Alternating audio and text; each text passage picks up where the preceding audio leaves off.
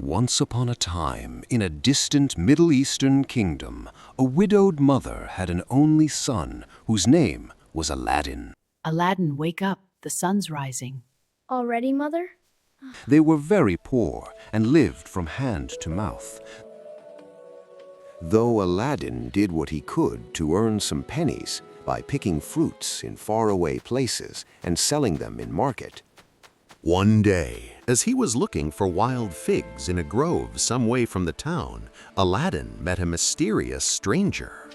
This smartly dressed, dark-eyed man with a trim black beard and a splendid sapphire in his turban asked Aladdin an unusual question.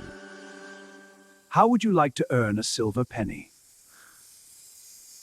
A silver penny! Sir, I'd do anything for that kind of payment.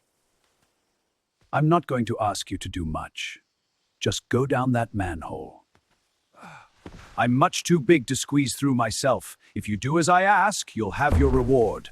The stranger helped Aladdin lift the manhole cover, for it was very heavy.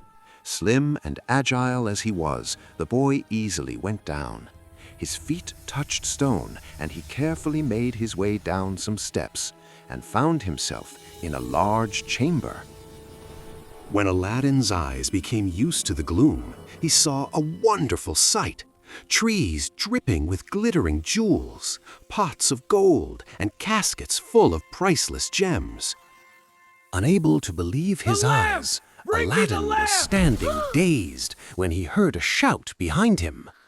Surprised and suspicious, for why should the stranger, out of all such a treasure, want only an old lamp? Aladdin wondered.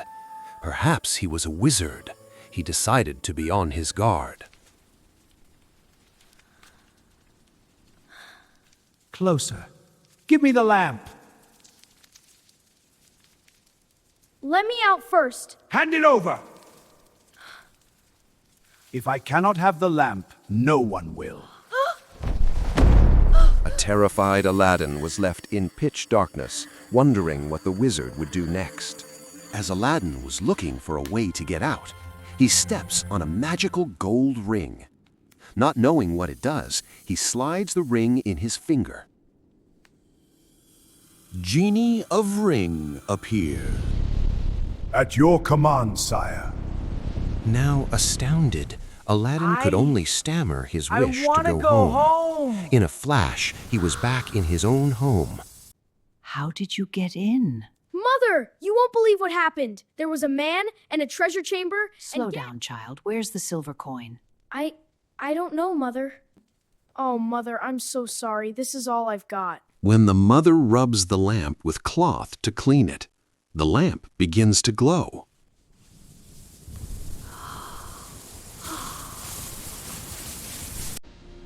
You've set me free. After centuries! Now, I'm your obedient servant.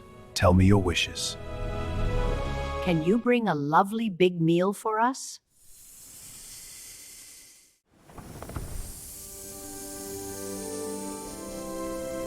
This is incredible, our first real meal. It is, my dear. So wonderful to share it. I'm so happy. From that day on, the widow and her son had everything they could wish for. 5 years passed, and Aladdin grew into a tall, handsome young man. Aladdin, you've grown into such a fine young man. It's time you found yourself a wife. One day, as he left the market, Aladdin happened to see the Sultan's daughter Halima in her sedan chair being carried through the streets. He only caught a fleeting glimpse of the princess, but it was enough for him to want to marry her. Mother, I must marry her, the Sultan's daughter. I'll ask the Sultan for his daughter's hand. He'll never be able to refuse. Wait and see. Really? And indeed, the Sultan was easily persuaded by a casket full of big diamonds to admit the widow to the palace. However, when he learned why she had come, he told the widow that her son must bring proof of his power and riches. If Aladdin wants to marry Halima, he must send me 40 slaves tomorrow. Every slave must bring a box of precious stones, and 40 Arab warriors must escort the treasure. Aladdin, however, when he heard the news, was not at all dismayed. He picked up the lamp, rubbed it harder than ever, and told the genie what he required. Your wish? I wish for 40 slaves with gemstones and 40 warriors.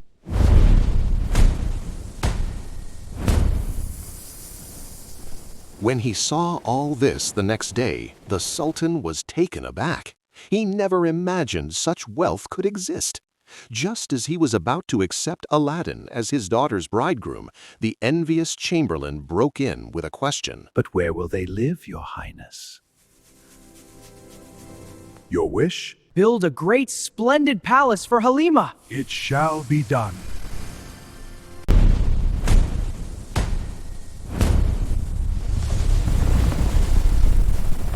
The wedding took place with great celebrations, and the Sultan was especially happy at finding such a rich and powerful son-in-law. It's like a dream, Aladdin. Our dream, my princess.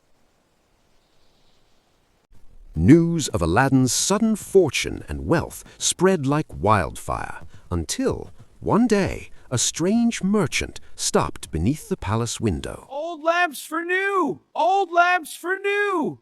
Now, Aladdin had always kept his secret to himself. Only his mother knew it, and she had never told a soul. Halima, alas, had been kept in the dark.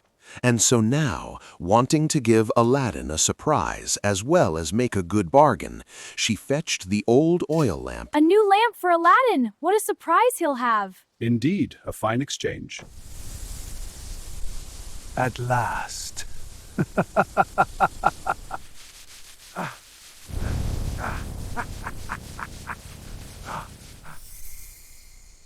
Your command, Master? Take the palace and the princess to the farthest desert, now!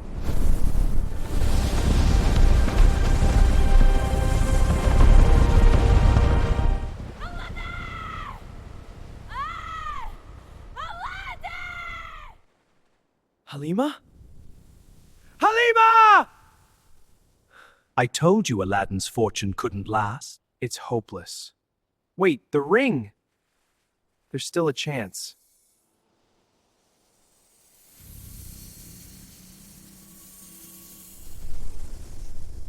At your command, sire. Take me to the place where the wizard has hidden my wife!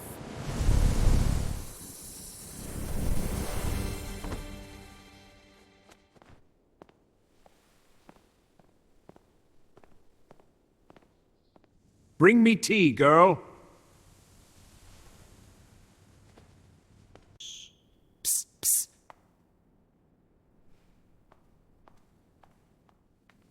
Take this, put it in his tea. Trust me. The powder quickly took effect, and the wizard fell into a deep sleep.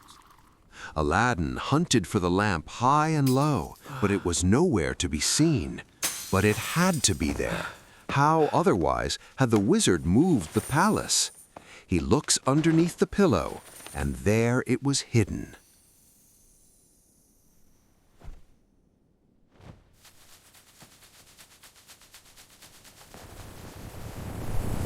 Welcome. I'm glad to see you again. I've certainly missed you. Welcome back, Master. Why did you leave me? First, put this wicked wizard in chains and take him far away where he'll never be found again. The genie grinned with pleasure, nodded his head, and the wizard vanished. What's going on? Who is that genie?